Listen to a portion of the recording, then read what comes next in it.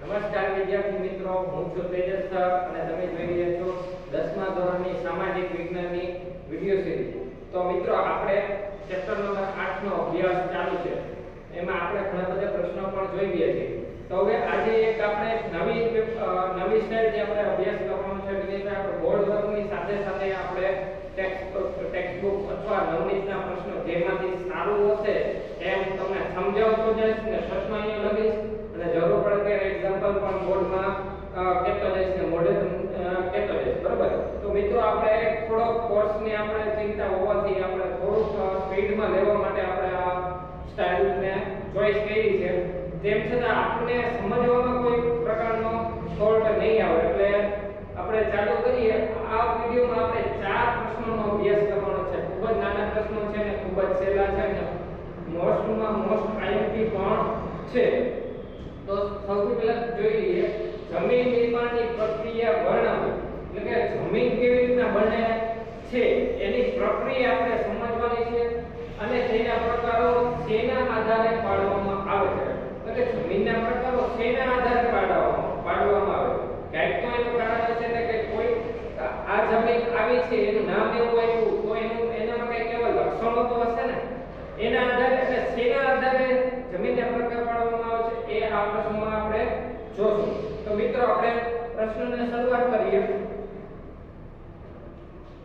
તાપમાનમાં મોટા તફાવતો વરસાદ, હિમ, હવા, વનસ્પતિ, જીવજંતુ વગેરે પરિબળોની અસરથી માટીની નીચે રહેલા મૂળ ખડકોના ખવાડ અને ધોવાણથી મળતા પદાર્થોથી જમીનનું નિર્માણ થાય છે।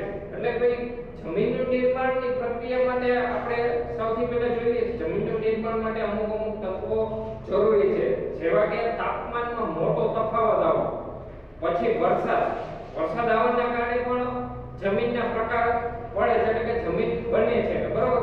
એવી રીતના હિમ એટલે આપણે ખબર છે કે આપણે હિમાલયમાં ઓલા હિમ પડે એટલે કે મોટા મોટા વરસાદના ઓલા આપણે બરફના કણા પડે એ। પછી હવા, તો કે અમુક પ્રકારની હવા એટલે ગરમ હવા, કોઈ ઠંડી હવાના કારણે પણ જમીન બને છે, બરોબર। એ રીતના વનસ્પતિના કારણે પણ જમીન બને છે, એ રીતના જીવજંતુના કારણે પણ જમીન બનવાની પ્રક્રિયા બને છે।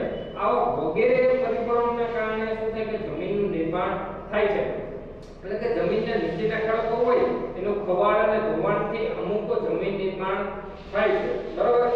તો કે તેમાં જૈવિક અવશેષો, ભેજ, હવા વગેરે પડેલા હોય છે। આપણે ખબર છે કે જમીનમાં માત્ર ખાલી માટી જ નથી હોતી, એમાં અલગ અલગ અવશેષો પણ હોય છે, એવી રીતના હવા હોય છે, ભેજ પણ જોવા મળે છે। પછી આપણે જોઈએ તેના પ્રકારો શેના આધારે પાડવામાં આવે છે એ આપણે જોશું। દરેકમાં આપણે પોઈન્ટ વાઇઝ જોશું કે જમીન, ખનિજો અને જૈવિક તત્વોનું કુદરતી મિશ્રણ છે, એટલે કે જમીન છે એ ખનિજો અને જૈવિક તત્વો, એટલે ખનિજો એટલે આપણે ખબર છે કે અલગ અલગ ફોસ્ફાઇડ હોય કે ચૂનો હોય કે નાઇટ્રોજન હોય, એવા અલગ અલગ તત્વો ઘણા બધા જમીનમાં હોય છે, એના મિશ્રણથી આ બને છે, બરાબર। તેમાં વનસ્પતિના વૃદ્ધિ અને વિકાસ કરવાની ક્ષમતા હોય છે, એટલે આપણે ખબર છે કે જમીનમાં આપણે વનસ્પતિના વૃદ્ધિ અને વિકાસ કરવાની ક્ષમતા હોય છે। જમીનની ઉત્પત્તિના સમયગાળા દરમિયાન તેની ઉપર તે પ્રદેશની આબોહવાની વ્યાપક અને ગાઢ અસર થાય છે। આપણે ખબર છે કે જમીન બનવા માટે સૌથી મહત્વનું પરિબળ હોય તો એ એની આજુબાજુની આબોહવા છે। આપણે ખબર છે કે આપણે સૌરાષ્ટ્રમાં જેવી જમીન જોવા મળે છે એવી રીતના ગુજરાતના અન્ય જિલ્લા એટલે કે સુરત બાજુ એવી જમીન જોવા ન મળે, એટલે કે સેમ પ્રકારની જમીન જોવા ન મળે। અને તેનાથી ડિફરન્ટ આપણે કે ધારો કે આપણે ગુજરાતમાં જેવી જમીન જોવા મળે છે એવી જમ્મુ કાશ્મીરમાં જમીન જોવા ન મળે। શું કામ આવું થતું હશે? એનું એક જ કારણ છે કે ત્યાંની આબોહવા અને આપણે ગુજરાતની આબોહવામાં ઘણો બધો તફાવત છે, એટલે કે આબોહવાના કારણે પણ ઘણી બધી અસર થાય છે જમીનના પ્રકારોમાં, બરાબર। પરિણામે તે આબોહવા વાળા પ્રદેશમાં વિભિન્ન પ્રકારના ખડકોમાંથી બનતી જમીન લાંબા સમય પછી એક જ પ્રકારની જમીન બને છે, એટલે કે લાંબો સમય થઈ જાય એટલે વિભિન્ન આબોહવા, એટલે કે ગુજરાતની આબોહવા અને જમ્મુ કાશ્મીરની આબોહવાને લાંબા સમય સુધી લાંબા સમય ઘણા બધા સમય પછી પ્રકારની જમીન બની જાય છે. પછીનો પોઈન્ટ છે આમ જુદી જુદી આબોહવાને લીધે એટલે કે જુદી જુદી એક પ્રકારની આબોહવા એટલે કે જમ્મુ કાશ્મીરની આબોહવા અને ગુજરાતની આબોહવાને લીધે એક જ પ્રકારના માતૃ ખડકમાંથી એટલે આપણે ખબર જ છે કે જમીનની નીચે એક જ પ્રકારનું સ્ટ્રક્ચર હોય છે એટલે એક જ પ્રકારનું જે ખડકનું જે આપણે કહીએ એ એક જ પ્રકારનું છે કે જમીનની નીચે જે સ્ટ્રક્ચર હોય છે એ જમ્મુ કાશ્મીરની નીચે પણ એક જ હોય છે અને આપણે ગુજરાતના જમીનની નીચે પણ એક પ્રકારનું જ હોય છે. તેમ છતાં માતૃ ખડક એક જ હોવા છતાં જમીનના પ્રકાર અલગ અલગ પડે છે. શું કામ? તો કે ત્યાંની આબોહવાના કારણે. બરોબર?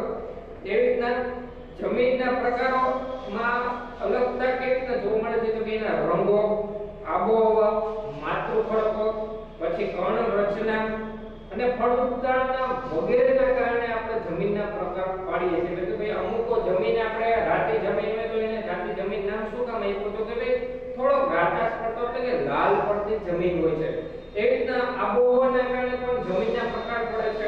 એ રીતના માતૃ ખડક એટલે કે જમીનની નીચેનું જે ખડકનું સ્ટ્રક્ચર હોય છે, બરોબર, ખડકની રચના હોય છે, એના કારણે પણ આબોહવાના એટલે કે ભાઈ આના જમીનના પ્રકાર પાડવામાં આવે છે. કર્ણ રચના અને ફળદ્રુપતાના આધારે જમીનના પ્રકાર પાડવામાં આવે છે. તો મિત્રો આ પ્રશ્ન અહીં પૂરો થાય છે કે જમીનના નિર્માણની પ્રક્રિયા વર્ણવી તેના પ્રકારો શેના આધારે પાડવામાં આવે છે એ પ્રશ્ન પૂર્ણ થાય છે.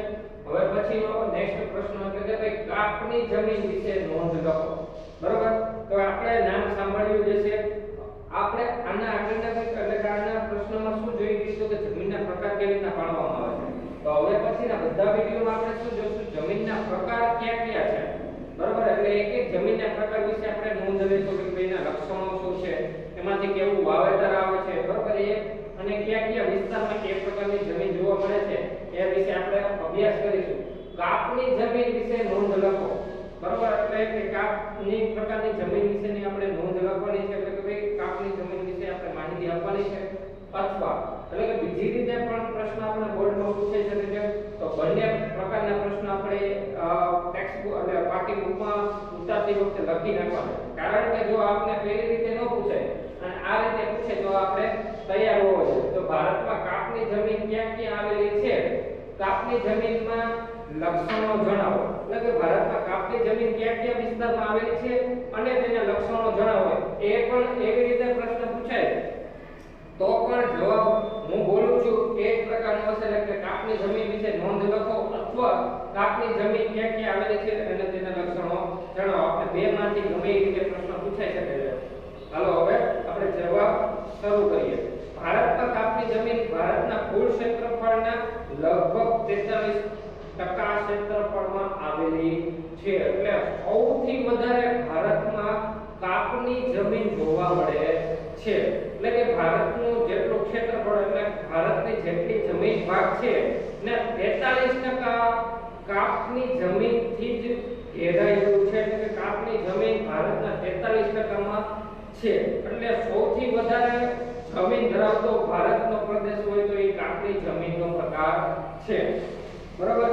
આ 43% છે આપણે MCQ માં પૂછાઈ શકે છે એટલે આપણે યાદ રાખવાનું છે 43% ક્ષેત્રફળ ધરાવતી જમીન કઈ છે? તો કે કાપની જમીન. ભારતમાં કાપની જમીન પૂર્વ એટલે કે ભારતમાં કાપની જમીન ક્યાં ક્યાં વિસ્તારમાં જોવા મળે છે એ નકશાના આધારે આપણે સમજાવ્યું છે. એ બોલતો જાઉં છું. પૂર્વ બ્રહ્મપુત્રની નદીની આસપાસના વિસ્તારમાં એટલે આપણે ખબર છે કે ભારતનો તમે નકશો જોવો તો ગુજરાતના સાઈડ ધારો કે આપણે ભારતનો નકશો આમ લઈ લઈએ તો કે ભાઈ આપણે પશ્ચિમ બંગાળ રહ્યું. પશ્ચિમ બંગાળની ઉપર બ્રહ્મપુત્ર નદી પસાર થાય છે, બરોબર, અને બાંગ્લાદેશમાં વહી જાય છે. તો એ બાંગ્લા અને પશ્ચિમ બંગાળની આજુબાજુમાં પછી આસામની આજુબાજુમાં આ કાપની જમીન જોવા મળે છે. બરોબર છે. ત્યાંથી શરૂ કરી સતલુજ નદી એટલે કે જમ્મુ કાશ્મીર લગી આ કાપની જમીન જોવા મળે છે. એવી રીતે યુપી એટલે કે ઉત્તર પ્રદેશ આવી જાય, બિહાર આવી જાય, પછી પશ્ચિમ બંગાળનો થોડો ક્ષેત્રફળ આવી જાય, જમ્મુ કાશ્મીરમાં આવી જાય, પંજાબમાં આવી જાય, હરિયાણામાં આવી જાય, દિલ્હીમાં આવી જાય, ગુજરાતમાં પણ ગુજરાતનો આપણો ક્ષેત્રફળના 30% જેટલી કાપની જમીન જોવા મળે છે. એટલે કે ભારતમાં મોસ્ટ ઓફ રાજ્યોમાં કાપની જમીન જોવા મળે છે. બરાબર? દક્ષિણ ભારતમાં કઈ નદીની આજુબાજુમાં જોવા મળે છે? તો કે દક્ષિણ ભારતમાં નર્મદા નદી, એટલે આપણે ખબર જ છે કે સ્ટેચ્યુ ઓફ યુનિટી પાસે નર્મદા નદીનો ડેમ છે, સરદાર સરોવર ડેમ છે. તો એ કઈ નદી પર છે? તો કે નર્મદા નદી પર.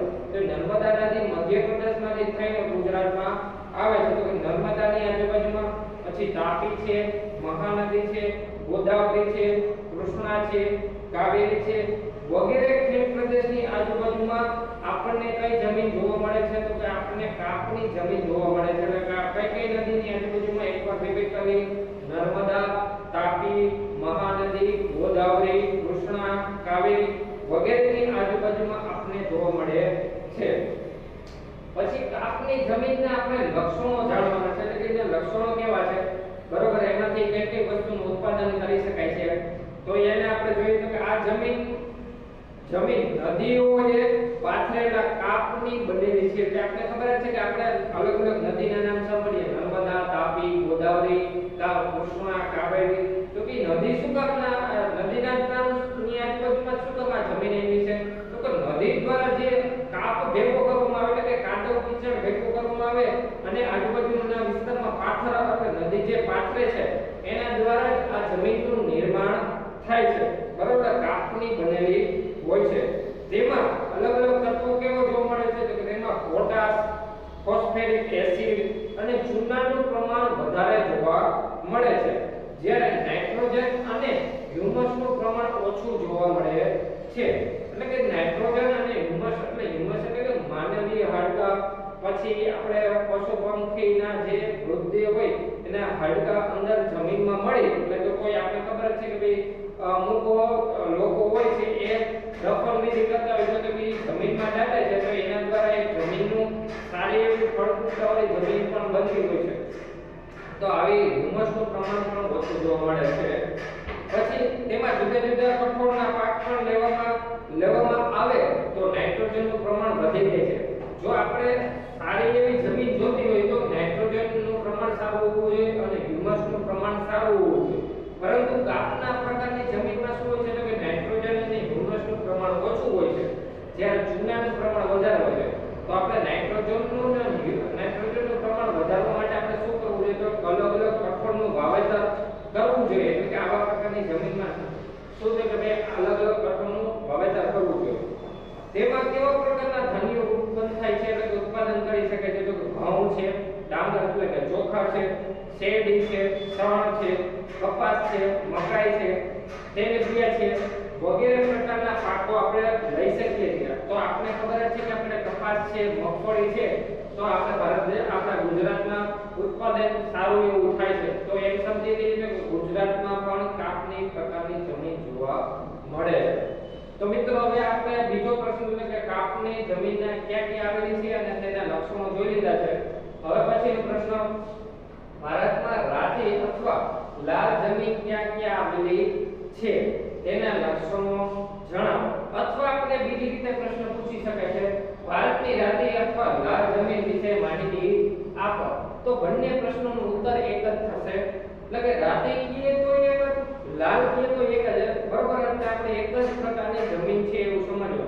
કારણ કે આપણે રાતીનો અર્થ અને આપણે જવાબ જાણતા હોય અને લાલનો આપણે એમ થાય કે આપણે બહુ તો કે ભણ્યા નથી, તો આપણે બોર્ડની એક્ઝામમાં પ્રશ્ન આવડતો હોવા છતાં પણ આપણે લખી નહીં શકીએ. તો બંનેના બે પ્રકારના છે કે રાતી અથવા લાલ, બંનેનો મતલબ એક જ થાય છે કે એક જ પ્રકારની જમીન થાય છે. એટલે કે રાતી જમીન અને લાલ જમીન ક્યાં ક્યાં આવેલી છે તેના લક્ષણો જણાવો. તો આપણે એ વિશેનો જવાબ જાણીએ. ભારતમાં રાતી અથવા લાલ જમીન કુલ ક્ષેત્રફળના 19% ક્ષેત્રફળમાં આવેલી છે. એટલે બીજા નંબરની સૌથી મોટી જમીન વિસ્તાર કવર કરે છે. તો કે કાપની જમીન હતી 43% હતી, જ્યારે રાતી અથવા લાલ જમીન છે 19% ક્ષેત્રફળમાં આવેલી છે. ભારતની જેટલી જમીન વિસ્તાર છે એમાં 19% રાતી અથવા લાલ પ્રકારની જમીન જોવા મળે છે. ભારતમાં રાતી અથવા લાલ જમીન દક્ષિણના દ્વીપકલ્પ પ્રદેશમાં તમિલનાડુથી થઈ ઉત્તરમાં બુંદેલખંડ એટલે કે આપણે ઝારખંડ રાજ્ય સુધી, એટલે કે ભાઈ આપણે તમિલનાડુથી લઈને ઝારખંડ રાજ્ય સુધી આ પ્રકારની જમીન એટલે કે રાતી અથવા લાલ પ્રકારની જમીન જોવા મળે છે. જ્યારે પૂર્વમાં એટલે કે રાજમહેલની ટેકરી એટલે રાજમહેલની ટેકરી કેવી તો બિહાર અને ઝારખંડની વચ્ચે ત્યાંથી લઈ અને પશ્ચિમમાં છે કચ્છ સુધી એટલે કે ગુજરાતના આપણા એન્ડ સુધી જોવા મળે છે. તો ઉત્તરથી દક્ષિણમાં આપણે કીધું અને પૂર્વથી પશ્ચિમમાં કીધું. હજી એકવાર આપણે રિપીટ કરી લઈએ. ઉત્તરમાં ક્યાં તો ભાઈ આપણે ઝારખંડથી ઉત્તરમાં લઈ થઈ દક્ષિણમાં તમિલનાડુ સુધી અને પૂર્વથી લઈ પૂર્વમાં આપણે લઈએ તો કે ઝારખંડથી લઈ આપણે પશ્ચિમમાં જોવા જઈએ તો આપણે ગુજરાતના કચ્છ સુધી આ જમીન જોવા મળે છે. આ જમીન રાજસ્થાનમાં ઉદયપુર, ચિત્તોડગઢ, ડુંગરપુર, બાંસવાડા, ભીલવાડા વગેરે જિલ્લાઓમાં જોવા મળે છે. તો કે આ પ્રકારની જમીન વધારે પડતી રાજસ્થાનમાં પણ જોવા મળે છે. એમાં કેવો જિલ્લામાં જોવા મળે છે તો ઉદયપુર, ચિત્તોડગઢ આ બંને નામ સાંભળ્યા છે. શું કામ? મહારાણા પ્રતાપની કર્મભૂમિ, જન્મભૂમિ અને એના પરાક્રમની શૌર્યતાની જમીન છે. એટલે કે એ લોકોએ ત્યાં પરાક્રમ દાખવ્યું હતું. બરાબર. ચિત્તોડગઢમાં આપણે ખબર છે ચિત્તોડગઢનો કિલ્લો જીતો હતો. પછી ડુંગરપુર છે, બાંસવાડા છે, ભીલવાડા છે વગેરેમાં આ પ્રકારની જમીન જોવા મળે છે. તો એના લક્ષણો જોઈએ કે રાતી જમીન અથવા લાલ જમીનના લક્ષણો કેવા છે તો કે આ જમીનમાં ફેરિક ઓક્સાઇડ હોવાથી તેનો રંગ લાલ હોય છે. તો આ જમીનને આપણે શું કામ લાલ કહી છે એનું કારણ આપણે દર્શાવી દીધું છે. તો કે ફેરિક ઓક્સાઇડ હોવાના કારણે લાલ જમીન થાય છે. એટલે કે ફેરિક ઓક્સાઇડ હોવાના કારણે આપણે લાલ જમીન થાય છે. તો આપણે વિકલ્પ તૈયાર કરવાનો છે. તમે બોર્ડમાં એટલે કે ભાઈ પાકી બુકમાં ઉતારતી વખતે તમારે ત્યાં ફેરિક ઓક્સાઇડની નીચે અંડરલાઈન કરી લે. કારણ કે આપણે અને બાજુમાં લખી લેવું વિકલ્પ તો આપણે ખ્યાલ આવે કે આપણે એક્ઝામ વાંચતા હોય પરીક્ષા વખતે આપણે વાંચતા હોય ત્યારે આપણે પ્રશ્ન પણ તૈયાર થાય અને વિકલ્પ પણ તૈયાર થાય. બરોબર. તો આ ફેરિક ઓક્સાઇડને કારણે જ આપણે લાલ કલરની દેખાય છે. તેમાં નીચે જતા તે પીળા રંગની બની જાય છે. એટલે કે જેમ તમે ઉપરથી જુઓ તો લાલ રંગની પણ નીચેથી થોડું ખોદીને તમે બહાર કાઢો તો પીળા રંગની જોવા મળે છે. તેમાં ચૂના, કાકરા કે કાર્બોનેટ હોતો નથી. એટલે કે આપણે ખબર છે કે એમાં ચૂનાનું પ્રમાણ પછી કાર્બોનેટ અને કાકરાનું પ્રમાણ જોવા મળતું નથી. તેમાં મેગ્નેશિયમ, ફોસ્ફેટ, નાઇટ્રોજન અને પોટાશની ઉણપ હોય છે. એટલે કે કેવા તત્વોની ઉણપ જોવા મળે છે તો આપણે રિપીટ કરીએ. મેગ્નેશિયમની ઉણપ હોય છે, પછી ફોસ્ફેટની ઉણપ હોય છે, એવી રીતના નાઇટ્રોજનની ઉણપ હોય છે અને પોટાશની ઉણપ હોય છે. એટલે કે આ પ્રકારની જમીન છે કે ફળદ્રુપતા ઓછી જોવા મળે છે. શું કામ? તો કે સારા તત્વો તો આ જમીનમાં હોતા નથી. એટલે કે જે મેગ્નેશિયમ હોવું જોઈએ એ નથી, પછી એવી રીતના નાઇટ્રોજન પણ નથી, પોટાશ પણ નથી. જો આવા તત્વો આપણે ઉમેરવા હોય તો આપણે ખાતર નાખીને ઉમેરી શકીએ. તો એના માટે આપણે ખાતરનો પણ ખર્ચો કરવો પડે છે. એટલે કે સારું ઉત્પાદન મેળવવું તો આપણે ખાતરનો ખર્ચો કરવો પડે છે. એટલે કે આ જમીનમાં ફળદ્રુપતા ઓછી જોવા મળે છે. તેમાં કેવા પ્રકારના ઉત્પાદન થઈ શકે છે કે ઘઉં છે, કપાસ છે, બાજરી છે, જુવાર છે, અળસી છે, મગફળી છે, બટાટા છે વગેરે પાક લઈ શકાય છે. તો આપણે ખબર છે કે બટેટા માટે કયું શહેર પ્રખ્યાત છે તો કે ડીસા. ક્યાં આવેલું છે? બનાસકાંઠા જિલ્લામાં, ગુજરાત રાજ્ય. બરોબર. તો કે આપણે ખબર છે કે આપણે સમગ્ર ગુજરાતમાં સૌથી વધારે બટાટા ક્યાં ઉત્પાદન થાય છે તો કે ડીસા. તો કે ડીસામાં એટલે કે ભાઈ આ આજુબાજુના વિસ્તારમાં એટલે કે બનાસકાંઠાની આજુબાજુમાં પણ આ લાલ રંગની અથવા રાતી રંગની જમીન જોવા મળતી હશે એવું આપણે અનુમાન કરી શકીએ અને છે પણ ખરા. બરોબર.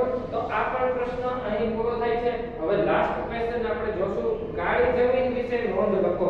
એટલે કે કાળી જમીન વિશે નોંધ લખો અથવા એને બીજી રીતે કઈ રીતે પ્રશ્ન પૂછી શકાય તો ભારતમાં કાળી જમીન ક્યાં આવેલી છે તે જણાવો અને તેના લક્ષણો પણ જણાવો. એટલે કે કાળી જમીન તો આપણે બધાએ જોઈ લીધી છે. આપણે ગામડા પર ક્યાંક ને ક્યાંક મુલાકાત લેતા હોય આપણે સગાવાલાના આપણે ખેતરે જતા હોય તો આપણે કાળી જમીન છે એ જોતા જોઈએ છે. તો આપણે લક્ષણો પણ થોડા ઘણા ખબર હશે. તેમ છતાં આપણે જોઈ લઈએ તો ભારતમાં કાળી જમીન કુલ ક્ષેત્રફળના એટલે ભારતના કુલ ક્ષેત્રફળના 15% ક્ષેત્રફળમાં જોવા મળે છે. રાતી જમીન કેટલે તો કે 19%, પછી કાપની જમીન તો 43% અને કાળી જમીન તો 15% ક્ષેત્રફળમાં જોવા મળે છે. જમીનના નિર્માણમાં દખણના લાવાઈ ખડકો અને આબોહવાએ મુખ્ય ભાગ ભજવે છે. એટલે કાળી જમીન બનવાનું મુખ્ય કારણ શું છે? તો ભાઈ લાવારી ખડકો. એટલે આપણે ખબર છે કે ભાઈ આપણે એક સમયે પૃથ્વી પર પણ વધારે પડતો લાવારસ જોવા મળતો હતો, બરોબર? લાવારસના કારણે આ જમીનનું નિર્માણ થયું છે, એ મુખ્ય ભાગ ભજવ્યો છે. કાળી જમીન દક્ષિણ ભારતના ઉચ્ચ પ્રદેશમાં, એટલે કે દક્ષિણ ભારત એટલે દક્ષિણ ભારતના ઉચ્ચ પ્રદેશમાં, એટલે દક્ષિણ ભારત એટલે તમિલનાડુ છે, પછી આપણે કર્ણાટક છે, પછી કેરળ છે, આંધ્રપ્રદેશ છે, તેલંગાણા છે, દક્ષિણ ભારત એટલે દક્ષિણ ભારતના રાજ્ય છે. તો એના ઉચ્ચ પ્રદેશમાં આ પ્રકારની જમીન જોવા મળે છે. એ રીતના મહારાષ્ટ્રમાં, એટલે મહારાષ્ટ્ર રાજ્યમાં, પશ્ચિમ મધ્યપ્રદેશમાં, એટલે કે મધ્યપ્રદેશ રાજ્ય છે એના પશ્ચિમ ભાગમાં, પછી આંધ્રપ્રદેશ અને કર્ણાટકના કેટલાક વિસ્તારોમાં આ પ્રકારની એટલે કે કાળી જમીન જોવા મળે છે. આ જમીન ગુજરાતમાં, એટલે કે આ જમીન વધારે પડતી ગુજરાતમાં પણ જોવા મળે છે. તો ગુજરાતના અમુક આપણે જિલ્લાઓના નામ પણ જોવાના છે, એટલે તમારે ખાસ લખવાના છે. જ્યારે આ બોર્ડમાં આ પ્રશ્ન આપણે પૂછાય તો આપણે ગુજરાતના જિલ્લાઓનું ખાસ ધ્યાન રાખવું, કારણ કે એ લોકોને વધારે ધ્યાન પડશે, બરોબર? તો ગુજરાતમાં સુરત છે, પછી નર્મદા છે, ભરૂચ છે, પછી વડોદરા છે, તાપી છે વગેરે જેવા જિલ્લાઓમાં આ પ્રકારની એટલે કે કાળી પ્રકારની જમીન જોવા મળે છે. હવે એના લક્ષણો આપણે જોઈ લઈએ તો કે આ જમીનમાં લોહ એટલે કે લોખંડ, પછી ચૂનો, કેલ્શિયમ, પોટાશ, એલ્યુમિનિયમ અને મેગ્નેશિયમ કાર્બોનેટનું પ્રમાણ વધારે હોય છે. એટલે કે આ કાળી પ્રકારની જમીન થોડી આગળના બંને પ્રકાર કરતા વધારે સારી હોય છે, એટલે કાપ કરતા થોડી ઓછી અને આ રાતી અથવા લાલ પ્રકારની જમીન કરતા સારી એવી ફળદ્રુપતા ધરાવે છે, બરોબર? એટલે કે કેલ્શિયમ, પોટાશ, પછી એલ્યુમિનિયમ, મેગ્નેશિયમ કાર્બોનેટ વગેરેનું પ્રમાણ વધારે હોય છે. તે ફળદ્રુપ અને ચીકણી હોય છે. તમને ખબર જ હોય છે કે ભાઈ ફળદ્રુપ જમીન હોય તો એમાં સારા એવા પાકનું ઉત્પાદન કરી શકાય છે. એટલે કે કાળી જમીન હોય છે તો કે આપણે ખબર છે કે વરસાદના કારણે થોડી ભીની થાય તો ચીકણી થઈ જાય, એટલે આપણે લપસવાની થોડી ચિંતા રહે છે, એટલે કે ફળદ્રુપ અને ચીકણી પણ હોય છે. પછી જોઈએ તો કે તે ભેજ ગ્રહણ કરી લાંબા સમય સુધી જાળવી રાખવાની ક્ષમતા ધરાવે છે. એનું મુખ્ય લક્ષણ કેવું છે? કાળી જમીનમાં એ ભેજ સંગ્રહ કરી અને લાંબા સમય સુધી રાખી શકે છે પોતાની પાસે, બરોબર? ભેજ સુકાય છે ત્યારે તેમાં ફાટાઓ કે તિરાડો પડે છે. એટલે કે આપણે કાળી જમીન જોતા જ હોય છે કે ભાઈ હવે વરસાદ થઈ જાય પછી પોલ તડકો પડે ત્યારે જમીન ફાટી જાય છે, એટલે કે ભાઈ એમાં તિરાડો પડી જાય છે કાળી જમીનમાં, બરોબર? તેમાં કેવો પ્રકારનો પાકો લઈ શકાય છે? કે કપાસ, અળસી, સરસો, મગફળી, તમાકુ તેમજ અડદ જેવા કઠોળના પણ પાક લઈ શકાય છે. એટલે કે ભાઈ કપાસ છે, મગફળી છે, એ તો ગુજરાતમાં સૌથી વધારે થાય છે, તો એ પણ કહી શકાય કે કાળી જમીન પણ ગુજરાતમાં જોવા મળે છે. એટલે કે કપાસ ને મગફળી છે, સરસો છે, તમાકુ છે વગેરેનું ઉત્પાદન થઈ શકે છે, બરોબર? અને તે કપાસના પાક માટે ખૂબ જ અનુકૂળ હોવાથી કપાસની જમીન તરીકે પણ ઓળખવામાં આવે છે. તો આપણે એક માર્કનો પ્રશ્ન હવે તૈયાર થાય છે કે કઈ જમીનને કપાસની જમીન તરીકે ઓળખવામાં આવે છે? તો કે કાળી જમીનને કપાસની જમીન તરીકે ઓળખવામાં આવે છે, અને કાળી જમીનને અન્ય નામે રેગુળ તરીકે ઓળખવામાં આવે છે. તો આપણે આ કાળી જમીનમાંથી નાના ત્રણ પ્રશ્નો જોયા. કાળી જમીનને રેગુળ તરીકે ઓળખવામાં આવે છે, કાળી જમીનને કપાસની જમીન તરીકે પણ ઓળખવામાં આવે છે, અને આ મુખ્ય પ્રશ્નો.